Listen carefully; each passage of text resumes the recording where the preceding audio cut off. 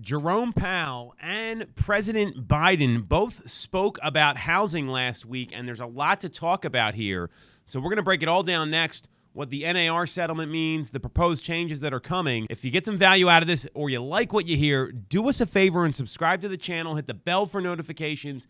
And if you want to schedule a call about your real estate plans with our amazing team, click on the link in the comments. So we had a variety of people from Washington, D.C. speak about housing last week. The headliner is President Joe Biden coming out and talking about the NAR $418 million settlement where news broke a couple weeks ago. And this settlement, while nothing's finalized yet, the proposed changes are coming in mid-July. What we know is that any sort of compensation offers are coming off the MLS, and buyers will have to sign a contract before touring homes. That's not the case right now.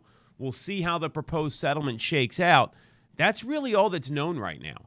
And here's the challenge. The president came out and said this, specifically that the realtors and consumers are now able to negotiate their commissions for the first time. That is wildly inaccurate.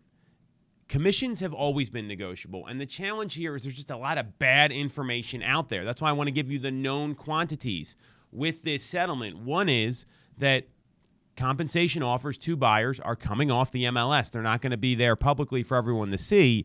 And secondly, buyers are going to have to sign a buyer agency agreement. Now, that could mean a lot of different things, and it could have a variety of terms and conditions to it before touring a home. And once we get the finalized changes, we'll do something a lot more specific for you on the show here, and we'll put that out, but we don't know what that's going to look like.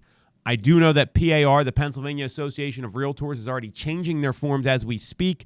You can count on that as well. So we are monitoring this closely. And what I would encourage everyone here to do is be careful what you're reading. To hear from the President of the United States, this is the first time ever commissions are negotiable, it's not accurate. It's completely wrong, and that's the problem with the media right now. So that was very disappointing to hear.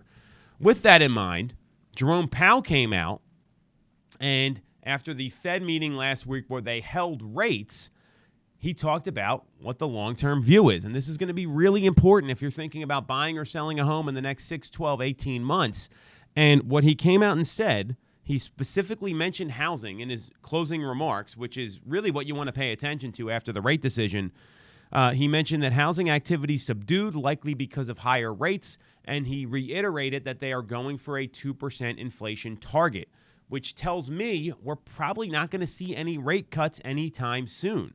So the environment that we're in right now, with mortgage rates coming in the 6.5 to maybe 6.75% range, some days it dips down to 6.25, 6 3/8. You know, it is a market and we have to monitor it. We're probably going to see rates hold there for a little bit. I'm not seeing these 5% predictions that we heard that would be happening towards the end of the year. So those comments from Powell tell me they're going to be careful here. They're not going to cut rates too soon. I would imagine we see rate cuts maybe Q3 or Q4. And what that means for home buyers is these are the rates you're going to be seeing at least for the next few months. So while you can try to time the market, which is a dangerous proposition, see when rates go down 1/8 of a point, up 1/8 of a point, this is where we're going to be. So knowing that's the case, you want to look at how much equity could I lose by waiting? Am I in a situation where I want to move, and is the right home available? And that goes for people that are buying or people that are selling and want to go buy a new home. And all of this means you want to sit down and have a financial meeting with a real estate agent. Especially with these changes coming from NAR, it's really important to understand what the financial plan is to get into a home. In Pennsylvania, it's always been the case that you have to disclose the costs involved with a real estate transaction. And even though it's always been the case, the reality is some agents don't do it. That's not how we operate. That doesn't mean other people aren't or are giving that information out to clients. So my view is this. One of the things you need to get from your agent is understanding what all these changes mean for your situation and your real estate decision over the next few months here, especially as we head into mid-July. And secondly, what are the financial components involved? For a buyer, it's how much is it going to cost me to close and what makes up those costs, and where's my monthly payment coming in? Those are the big two numbers. For a seller, it's a net sheet.